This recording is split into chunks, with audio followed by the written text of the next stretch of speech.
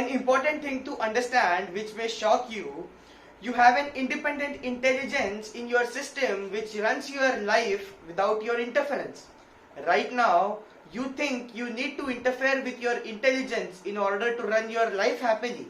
But the truth is, the intelligence with which you came down to planet Earth, the intelligence which created your very body, can run your life beautifully for you. The intelligence or the energy based on which you created your body at birth is called your biomemory. You need to understand this important truth here. It is you who designed your body to enjoy specific things, to live for a particular number of years and to do particular things. When you take birth, you decide your life, your enjoyments, whatever you want to do based upon what you think is the juice of life. The same biomemory has enough intelligence to live, run and expand your life. That tremendous intelligence is operating every single moment, whether you believe it or not, whether you accept it or not.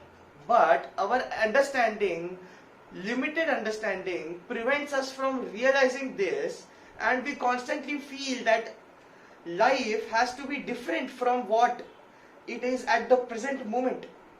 Trusting that intelligence and relaxing is what is called as devotion. Surrendering to that higher intelligence is true surrender. Living in harmony with our natural intelligence is living a spiritual life. Cosmic intelligence responds to us. This may be a surprising revelation, but the truth is that universal or cosmic intelligence responds to every thought of ours. Interesting research by Japanese scientist Dr. Masaru Emoto shows this point very clearly. Water responds to our thoughts. Dr. Masaru Emoto did experiments on water. He collected water samples from different sources and exposed them to various kinds of thoughts. He then froze the samples and studied their crystalline structure through a microscope with the help of high-speed photography. Thousands of these crystals were studied under tightly regulated conditions of temperature, cooling time and lightning. He did various experiments on these water samples, playing different types of music to the water, talking to the water, reading out from ancient life teachings, praying with a certain intention, etc. He found that when the water samples were exposed to healing music, the water crystals that formed were beautiful and graceful. The water exposed to negative feelings or thoughts did not form crystal but rather irregular structure which reflected the emotion of the person handling them. Our body is about 70% of water. Planet Earth is covered with over 70% of water. After studying the effect of mental thoughts on water, just imagine the tremendous effect our thoughts, words and intentions have on the planet and us. Another real incident from history: when India was under British rule, the British soldiers found that when they carried water from England to India in their ships, the water got spoiled even while on the ship. But when they carried water back from India to England, the water not only stayed fresh through the voyage, but also remained fresh until they consumed all of it back in England.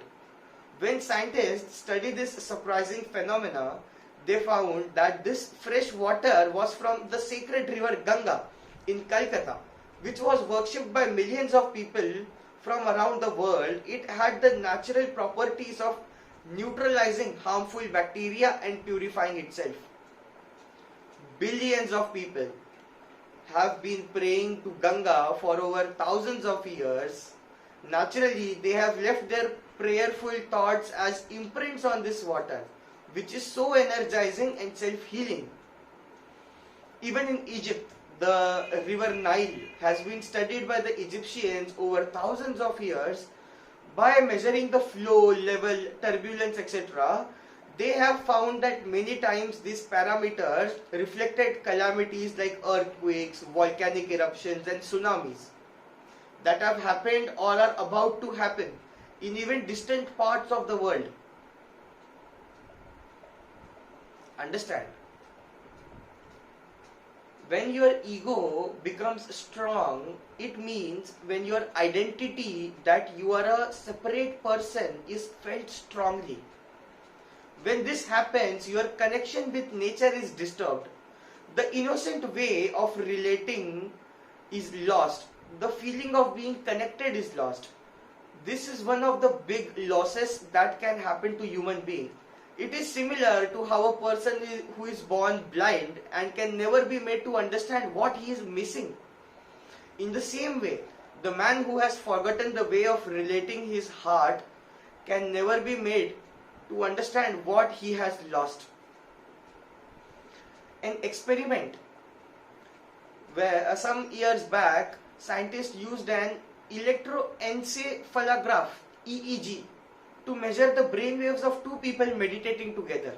It was found that certain pairs of people showed a strong correlation in their brain wave patterns. These strongly bonded pairs were asked to meditate side by side for some time. Then they were moved to different rooms. Then one of each meditating pair was stimulated by bright lights flashing in the room.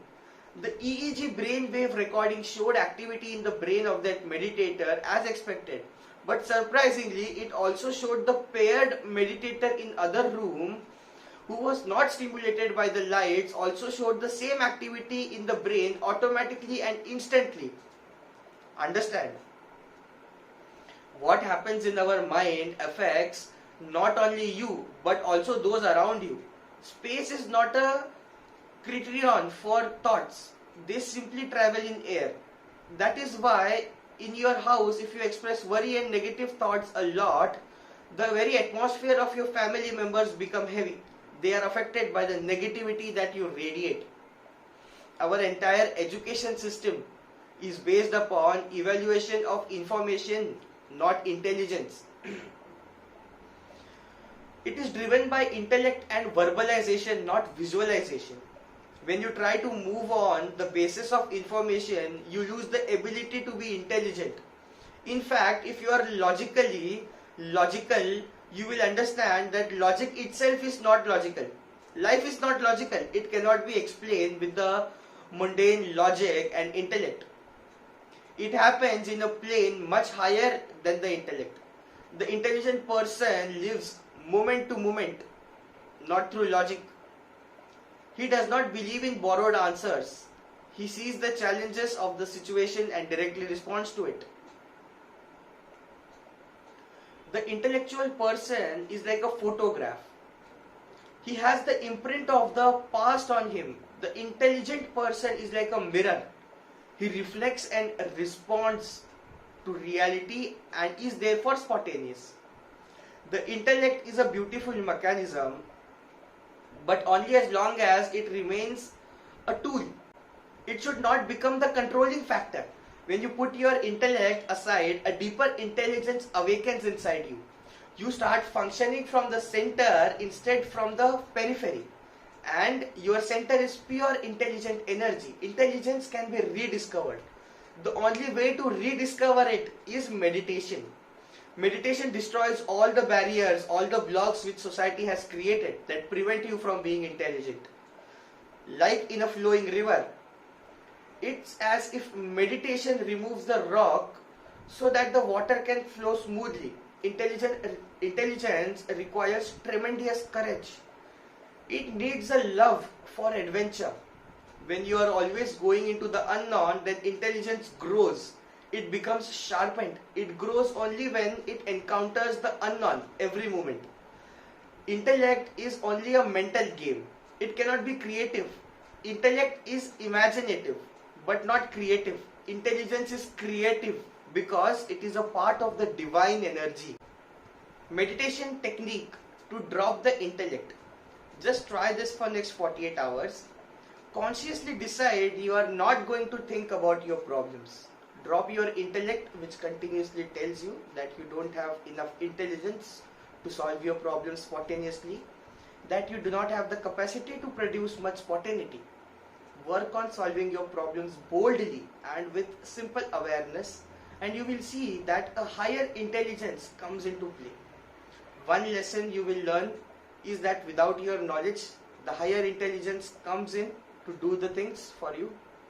When you become sensitive to this happening, your awareness will take a quantum jump. Then you no longer need to work to dissolve your problems. Problems will simply dissolve with the play of spontaneous intelligence in your life.